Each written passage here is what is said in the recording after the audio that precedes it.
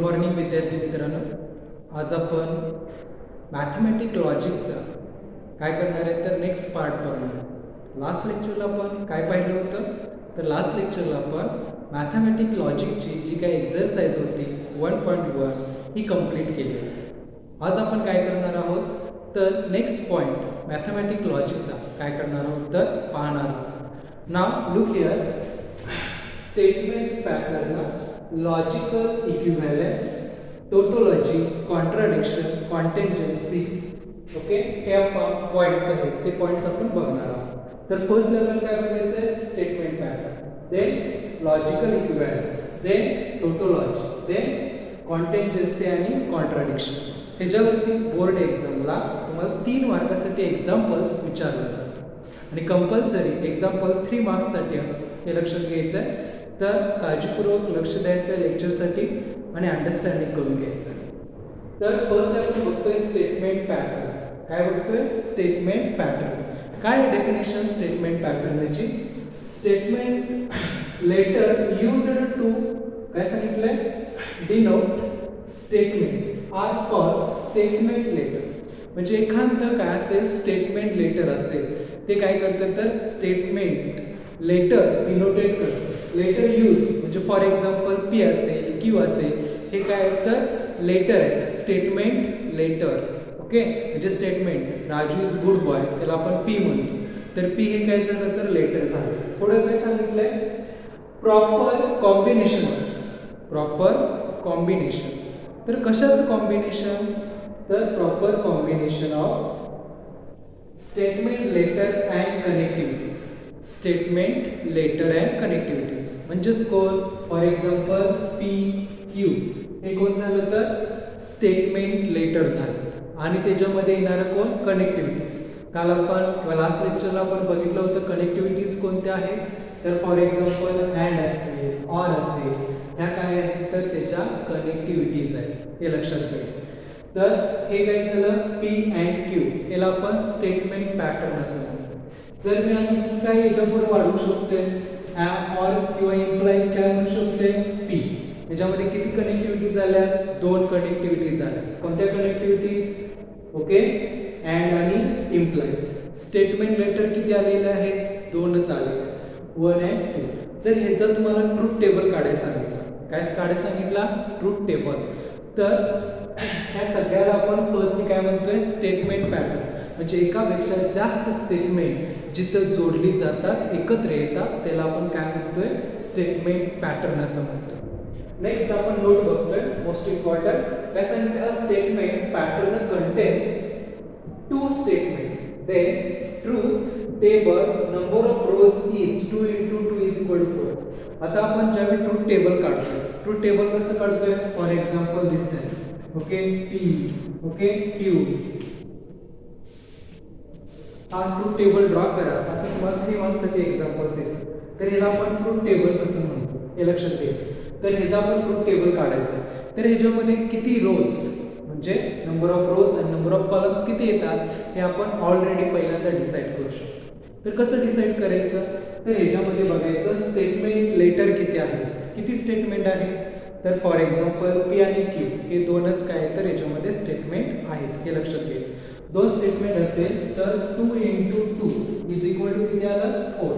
हे आपले काय असतील तर रो असतील, काय असतील नंबर ऑफ रोज, तर 4 रोज असतील. मग आपण काय घ्यायचं P P F F. Okay, आता आपल्याकडे कॉलम्स किती असणार हे आपल्याला काढायचं. कॉलम्स काय करायचं नंबर ऑफ रोज ओके किंवा किती कनेक्टिव्हिटीज आहेत, किती लेटर्स ह्याच्यामध्ये आलेले आहेत, किती स्टेटमेंट आहे. तर 1 आणि 2 स्टेटमेंट आहेत 2 प्लस ह्याच्यामध्ये किती कनेक्टिव्हिटीज आहेत बघा, जोडणारे कनेक्टिव्हिटीज किती आहेत 1 आणि 2 प्लस 2 = 4. तर किती कॉलम्स येतील 4 कॉलम्स येतील, हे लक्षात घ्यायचं. ओके, 1 2 3 आणि 4. ओके, असं आपण कन्स्ट्रक्ट करायचं आहे ट्रूथ टेबल आणि हे सॉल्व करायचं. तर आपण पुढे बघूया. तर आपण ज्या काय व्हॅल्यूज आहेत क्यूच्या आणि पीच्या ह्या फिक्स व्हॅल्यूज असतात, त्या चेंज होणार नाही. जर ह्याच्यामध्ये फॉर एक्झाम्पल अँड आर आला असतं तर स्टेटमेंट किती आले असते सांगा, स्टेटमेंट 3 आले असते. ओके, पी क्यू आणि कोण आर. मग त्याच्यामध्ये रो नंबर ऑफ रोज कसे येणार आहे, 2 into 2 into 2 is equal to 8. Number of रोज किती येतील तर 8 येतील, हे लक्षात घ्यायचं. आणि याच्यामध्ये कनेक्टिव्हिटीज किती आल्या, 1 2 3 आले, 3 ठिकाणी आले. ओके, तर 2 + 3 आन्सर काय येणार आहे तर 5, हे लक्षात घ्यायचं. तर आपण हे पहिल्यांदा सॉल्व्ह करून दाखवतो तुम्हाला स्टेटमेंट पॅटर्न कसं एक्झाम्पल सॉल्व्ह करायचं. तर इथं आपण अल्टरनेट घेतोय TF TF. ओके, फर्स्ट आपण हा ब्रॅकेट सॉल्व्ह करतो. Okay, P and Q. तर याच्यामध्ये आपण काय करतोय तर अँडचा रूल माहिती आहे, TT असेल तरच TT आहे, परत पुढे TT आहे का नाही, अदरवाइज काय असणार आहे. ओके, नेक्स्ट आपल्याला काय काढायचं, हे पूर्ण स्टेटमेंटचा ट्रूथ टेबल काढायचं. तर इथे तुम्ही लिहू शकताय P and Q इम्प्लाइज काय असेल P. तर नेक्स्ट लाईनला हा कॉलम P and Q, इथे P and Q आहे, इम्प्लाइज काय P, म्हणजे हा कॉलम आणि हा कॉलमचा इम्प्लाइज घ्यायचा. इम्प्लिकेशनचा रूल काय आहे, ओके, कंडिशनलचा रूल काय आहे, तर TF पाहिजे. TF कुठे आहे का बघा, येस या नो, नाही आहे, कुठेही TF नाही आहे. TF नसेल तर आन्सर काय येतं T येतं. ओके, TF असेल तरच काय येतं F, अदरवाइज T. अशा प्रकारे तुम्हाला स्टेटमेंट पॅटर्न दिला असता ट्रूथ टेबल काढायचं. ओके, आता नेक्स्ट पॉइंट आपण बघतोय सेकंड, लॉजिकल इक्विव्हॅलन्स बघतोय. काय बघणार आहोत, लॉजिकल इक्विव्हॅलन्स. आता लॉजिकल इक्विव्हॅलन्स म्हणजेच काय, आपण काय करायचं तर पाहायचं. तर लॉजिकल इक्विव्हॅलन्स म्हणजे काय, फॉर एक्झाम्पल्स आपण घेऊया P implies Q. हे इक्विव्हॅलन्सचं साइन आहे, 3 लाईन्स, याला आपण इक्विव्हॅलन्स असं म्हणतोय. P implies Q, इक्विव्हॅलन्स आपण असं घेऊया negation P on Q. Okay, हे दोन्हीही म्हणजे LHS is equal to RHS असं असेल तर दिलेली दोन स्टेटमेंट कशा असणार आहे, इक्विव्हॅलन्स असणार आहे, म्हणजे इक्वल असणार. तर आपण बघूया दोन्हींचाही ट्रूथ टेबल काढायचं. तर ह्याचा ट्रूथ टेबल काढा, त्याला फर्स्ट म्हणा, ह्याचा काढा सेकंड, दोन्ही सेम येते का काय करायचं आहे तर आपल्याला बघायचं आहे, हे लक्षात घ्यायचं. आता किती कॉलम्स येणार, काय येणार, तर हे जे बघा किती येणार आहे, 1 2. ओके, 2 स्टेटमेंट आहेत, तिथं पण 2च आहेत, म्हणजे नंबर ऑफ रोज किती येणार आहेत तर 4 येतील, 2 into 2 4. आता कॉलम्स किती येणार आहे, 1 2 1, ह्याचं 3 कॉलम्स येतील. येस, परत ह्याचं पण बघा काय होणार आहे, तर ह्याचं जर हे सॉल्व्ह करायचं झालं तर ह्याचं पण 1 2 आणि हे 2, 4 कॉलम्स आहेत. तर 4 आणि 3 आपण 7, हे काय करायचं आहे तर, किंवा डायरेक्टली जर बघितलं 2 + 1 2 3, 3 आणि 2 5, 5 मध्ये पण आपलं काय होऊ शकतं तर हे स्टेटमेंट होऊ शकतं. तर लक्ष द्या पाहिजे. तर आपण सॉल्व्ह करूया P Q. Okay, P implies Q.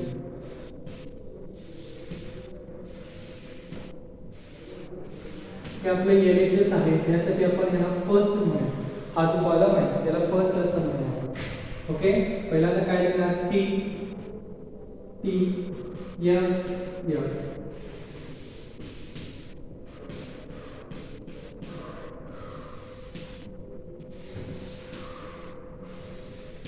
Okay, next TF TF. Next line आपल्याला काय घ्यायचं आहे बघा, P implies Q घ्यायचं. मग P implies Q चा जो काही रूल आहे तो रूल काय सांगतो, जर TF असेल तरच F येतो, अदरवाइज T. TF कुठे आहे का बघा, यस इथे TF आहे, तर इथे काय येणार आहे F. अदरवाइज काय येणार सांगा, T येणार. परत कुठे T आणि F नाही, T आणि F असं नाही, तर फर्स्ट P आपला T पाहिजे आहे आणि Q काय पाहिजे, F पाहिजे. तर नेक्स्ट अदरवाइज हे आपले LHS आहे. आता RHS काढूया, तर RHS काढण्यासाठी फर्स्ट आपल्याला कोण पाहिजे, निगेशन P. आपल्याकडे आहे का नाही, निगेशन P आपल्याकडे नाही. निगेशन P काढून घ्या, म्हणजे P आरचं कंपॅरिझन करायचं. जिथे T आहे तिथं काय लिहायचं F. इथं T असेल तर इथं कोण लिहिणार F. T असेल तर F, F असेल तर T, F असेल तर T घ्यायचं आहे. ओके, नेक्स्ट आपण पुढे जातोय. नेक्स्ट RHS घेतोय, त्यासाठी आपण सेकंड म्हणतो. तर फर्स्ट आणि सेकंड दोन्ही सेम आलं तर सांगायचं given two statement pattern are equivalence. Negation P or Q. Next म्हणजे आपण काय करायचं तर ह्याचं निगेशन घ्यायचं आहे किंवा ऑर घ्यायचं आहे. निगेशन P और काय Q म्हणजे हे दोन कॉलम आहेत, या दोन कॉलमचं कंपॅरिझन करायचं. F बघा F कुठे आहे? यस इथे F आहे, इथे F. परत F कुठे आहे का? नाही आहे. Otherwise T. आता फर्स्ट अँड सेकंड बघा. Okay, from column first and second, from column first and second, column first and second वरून आपल्याला काय सांगता येते बघा. तर फर्स्ट आपण बघितला T F T T F T T. Okay, दोन्ही सेम आहे. येस या नो? यस सेम आहे. असं असेल तर आपण काय म्हणू शकतोय? P implies Q, equivalence, negation P or Q. असं आपण काय करू शकतो तर लिहू शकतो. You understand? इक्विव्हॅलन्स हा पॉइंटचा. नेक्स्ट आपण काय बघणार आहोत तर टोटोलॉजी. काय बघायचं आपण? टोटोलॉजी. जर टोटोलॉजी म्हणजे काय, जेव्हा आपण हे सगळं सॉल्व्ह करतोय तर लास्टच्या कॉलममध्ये जर टी येत असेल तर काय सांगायचं? टोटोलॉजी. एफ येत असेल तर कॉन्ट्राडिक्शन आणि मिक्स व्हॅल्यूज येत असतील. फॉर एक्झाम्पल दिस हे क्वेश्चनचं आहे तर कॉन्टेंजन्स. जर बघा थोड्या टी येत असतील, थोड्या एफ येत असतील लास्ट कॉलम, आपण एक्झाम्पल्स बघूया. नेक्स्ट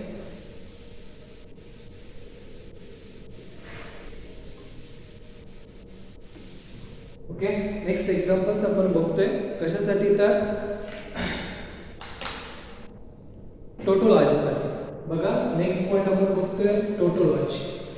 तर टोटोलॉजीची डेफिनेशन काय? The entries of last column is true या T. Okay, this statement pattern is called as tautology.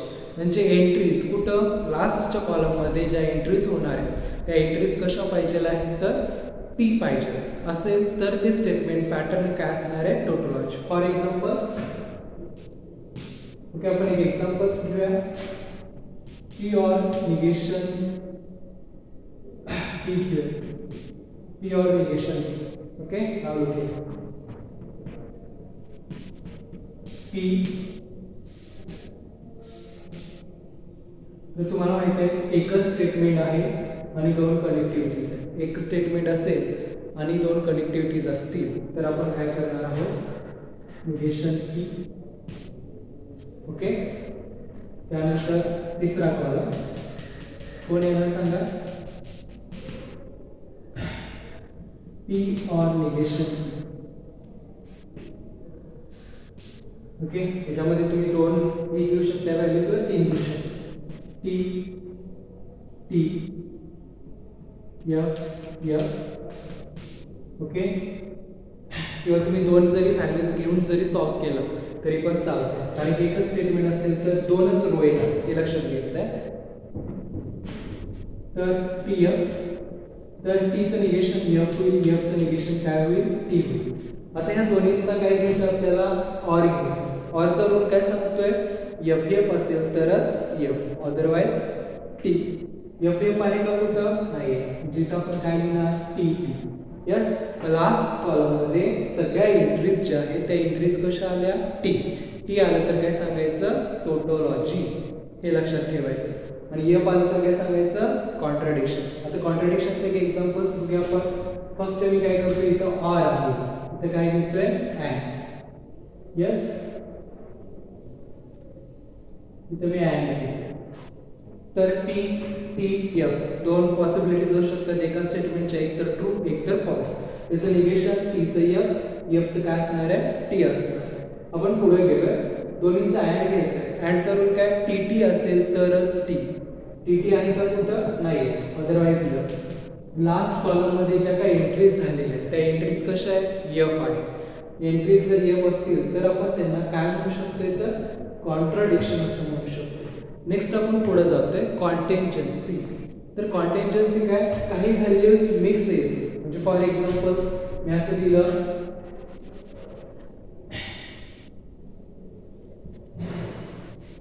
P implies Q,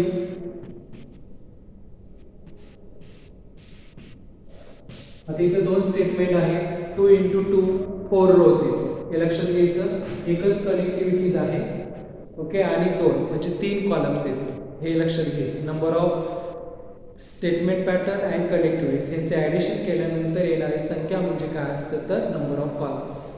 तर 3 कॉलम्स आणि 4 rows, okay. P T F F. इथे काय येणार आहे क्यू स्टेटमेंट, आपण अल्टरनेट घेतो टी एफ टी एफ. आता काय करायचं आपल्याला पी इम्प्लाइज क्यू, ओके. तर पी इम्प्लाइज क्यू चा रूल काय आहे, टी एफ असेल तरच म्हणजे टी इम्प्लाइज एफ असेल तरच एफ येतं, अदरवाइज काय येतं तर टी एफ. हो बघा टी एफ कुठं आहे, यस इथं T F, otherwise T. Last column मध्ये ज्या काय एंट्रीज बघितल्या आपण, त्या एंट्रीज मध्ये काही व्हॅल्यूज ट्रू आल्यात, काही व्हॅल्यूज काय आल्यात फॉल्स आल्यात, ओके. म्हणजे ते कोणत्या प्रकारचं स्टेटमेंट पॅटर्न आहे, कॉन्टेंजन्सी. कोणतं कॉन्टेंजन्सी, ओके. तर आपण काय करतोय तर ह्याच्यावरती एक्झाम्पल्स बघतोय. एक्सरसाइज नंबर 1.2 ह्याच्यावरती आहे. तर प्रत्येक पर एक्झाम्पल्स 3 मार्क्ससाठी असणार, इच एक्झाम्पल्स इन 3 मार्क्स. पण एक्सरसाइज नंबर 1.2 काय करतोय पाहतोय, त्याच्यामधला क्वेश्चन नंबर 1. तर क्वेश्चन नंबर 1 काय आहे बघा, construct the truth table for each of the following statement. Construct the truth table for each of the following statement. तर दिलेले जे काही स्टेटमेंट आहे त्या स्टेटमेंटचा ट्रूथ टेबल तयार करायचा. तर तो कसा करायचा, 3 मार्क्ससाठी एक्झाम्पल्स बोर्ड एक्झामला विचारलं जातं. तर पाहूया आपण. तर फर्स्ट, तर ह्याच्यामध्ये तुम्ही डिसाईड करू शकता किती स्टेटमेंट आहे, P Q, 2 statement. Yes, P आणि क्यू असे काय आहेत तर 2च स्टेटमेंट आपल्याला काय केलेलं आहे तर दिलं गेलेले आहे, पी आणि क्यू. तर ह्याच्यामध्ये किती कनेक्टिव्हिटीज आहेत हे आपण बघायचं. 2 स्टेटमेंट असेल तर 2 × 2 4 रोज. आता कॉलम्स किती आहेत बघा, 2 स्टेटमेंट प्लस कनेक्टिव्हिटीज. कनेक्टिव्हिटीज कोणते, 1 2 3, ओके. कॉलम किती येणार आहेत तर 2 + 3 5, रोज किती येणार आहेत 4. तर आपण कन्स्ट्रक्ट करूया. Next line, solution, okay. P implies Q and Q implies P. First आपण P लिहायचं आहे, नेक्स्ट Q घ्यायचं आहे, ओके. नेक्स्ट आपल्याला 1 बाय 1 काढत जायचं. तर हे P implies Q घेऊया आपण. नेक्स्ट इथपर्यंतचा सर्व पार्ट काय करायचं घ्यायचा आहे, P implies Q and Q. आता इथपर्यंतचा पार्ट घेतला, आता पूर्ण इथपर्यंतचा पार्ट घ्या. Last column P implies Q and Q implies P.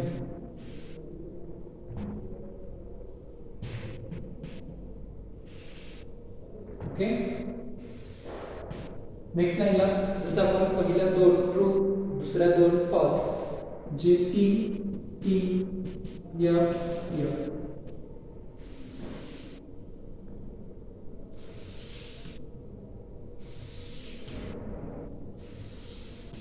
Okay. Q statement T F T F. P implies Q आपण काय करायचं तर घ्यायचं आहे.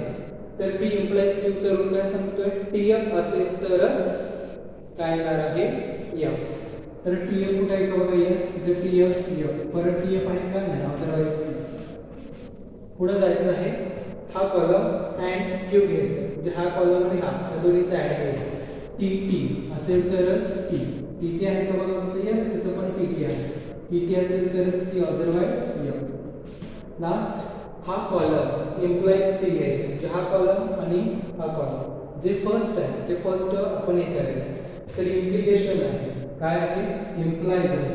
इम्प्लाइजचा रूल काय आहे, टी एफ असणं गरजेचं आहे. तर बघा हा कॉलम इथं टी आणि इथं एफ, टी एफ आहे, टी एफ तर टी एफ आहे, तर एफ. परत कुठे टी एफ आहे का नाही, अदरवाइज टी. ओके, आन्सर झालेला आहे. त्याला आपण कन्स्ट्रक्ट ट्रूथ टेबल असं. Second example solution.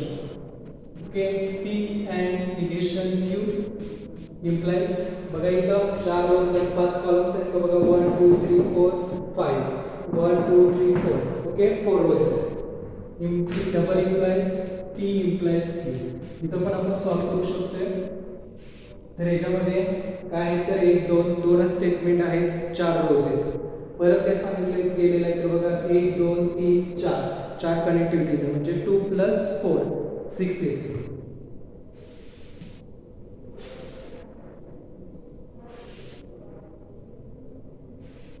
इथं आपण P घेतोय Q घेतोय निगेशन Q नेक्स्ट P आणि निगेशन Q इथपर्यंतचा पार्ट झाला हा पार्ट काढून घ्या परत P इम्प्लाइज Q आता ह्या दोन्ही पार्टचा double integration P and negation Q first bracket double implies second bracket कोणता आहे P इम्प्लाइज ओके नेक्स्ट लाईनला आपण पहिल्या 4 व्हॅल्यूज काय घेणार आहोत तर P घेणार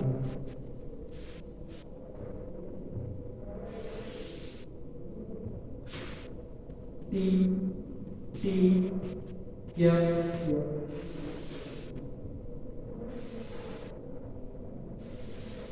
नेक्स्ट लाईनला आपण पुढे जायचं आहे Q काय घेणार आहे T F okay negation Q तर Q चं निगेशन T असेल तिथे F येईल F असेल तिथे T असेल तिथे F असेल तिथे T आता या दोन्हींचा ऍड घ्यायचं P and negation Q T कुठे आहे का बघा यस T असेल तर T कुठे आहे का नाही अदरवाइज नेक्स्ट आपण पुढे जायचं आहे P इम्प्लाइज Q Q काय सांगते TF पाहिजे यस TF असेल तर F अदरवाइज कुठे TF आहे का नाही आहे तर अदरवाइज T आता नेक्स्ट हा ब्रॅकेट आणि हा म्हणजे ह्या दोन्ही कॉलमचं काय घ्यायचं डबल इम्प्लाइज FF किंवा काय पाहिजे आपल्याला TT असेल तरच काय येतं T अदरवाइज F तर FF कुठे आहे का बघा TT कुठे आहे का नाही आहे तर काय येणार आहे तर अदरवाइज F म्हणजे सगळं हे काय येणार आहे F आलं तर आपण काय सांगू शकतो हे कोणतं आहे कॉन्टिंजन्सी या कॉन्ट्राडिक्शन तर कॉन्टिंजन्सी असं आहे आपण असं सांगू शकतो पुढे गेलो आपण तर नेक्स्ट बघा इथं P Q आणि R आलेला आहे त्यामुळं जे काही नंबर ऑफ रोज आहे ते नंबर ऑफ रोज किती असणार आहे तर 8 असतील हे लक्षात घ्यायचं आहे सोल्युशन मध्ये आपण सॉल्व करतोय P Q ओके P आणि Q किती कॉलम्स असतील बघा 1 2 3 4 5 आणि 6 कॉलम्स असतील नेक्स्ट हे घ्या Q और R नेक्स्ट याच्यामध्ये आपण आणखी घेणं गरजेचं आहे P स्टेटमेंट झालं Q स्टेटमेंट झालं आणि R स्टेटमेंट त्यानंतर P आणि Q त्यानंतर Q और R आणि हा last P and Q double implies Q or R तर बघा आपण कसं सॉल्व करायचं आहे हे एक्झाम्पल्स तर 4 टाइम्स T घ्यायचं ओके जसं आपण 2 टाइम्स T घेत होतो तर इथं 4 टाइम्स T घ्यायचं 4 टाइम्स F घ्यायचं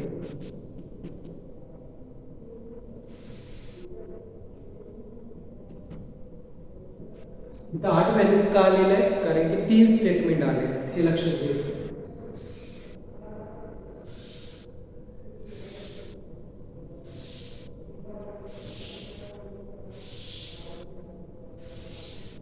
नेक्स्ट लाईन आपण सॉल्व करतोय आन्सर काय येते बघा Q काय घ्यायचं 2 times T 2 times F R काय घ्यायचं alternate TF okay TF alternate घ्यायचं आता सॉल्व करूया आपण पी आणि क्यू बघा टीटी असेल तर टीटी आहे यस टीटी आहे का परत कुठे बघा नो टीटी अदरवाइज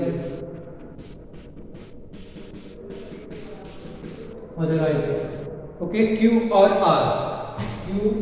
आर जर रूल्स काय आहे जर एफ एफ असेल तरच एफ अदरवाइज एफ एफ कुठे आहे का बघा या दोन्हीचं कंपॅरिझन आपण करतोय यस इथे एफ एफ आहे तर इथे एफ एफ ओके परत एफ एफ कुठे आहे का बघा नाही अदरवाइज आता लास्ट कॉलम या दोन्हीचं काय घ्यायचं आहे डबल इम्प्लायन्स म्हणजे काय पाहिजे टीटी किंवा एफ एफ असेल तरच टी अदरवाइज एफ बघा टीटी असेल टीटी असेल टी परत एफ एफ असेल टीटी परत कुठे आहे का बघा नो अदरवाइज त्या सर्व व्हॅल्यूज कशा आल्या मिक्स तर आपण काय सांगू शकतोय कॉन्टेंजन्सी आहे असं सांगू शकतोय ओके जर एफ आलं तर काय सांगू शकतोय तर आपण कॉन्ट्राडिक्शन आहे असं आपण सांगू शकतो हे लक्षात घ्यायचं आहे तर अशा प्रकारे आपण काय करू शकतो तर ट्रूथ टेबल जो आहे तो ट्रूथ टेबल ड्रॉ करू शकतो ओके थांबूया आपण इथं थँक्यू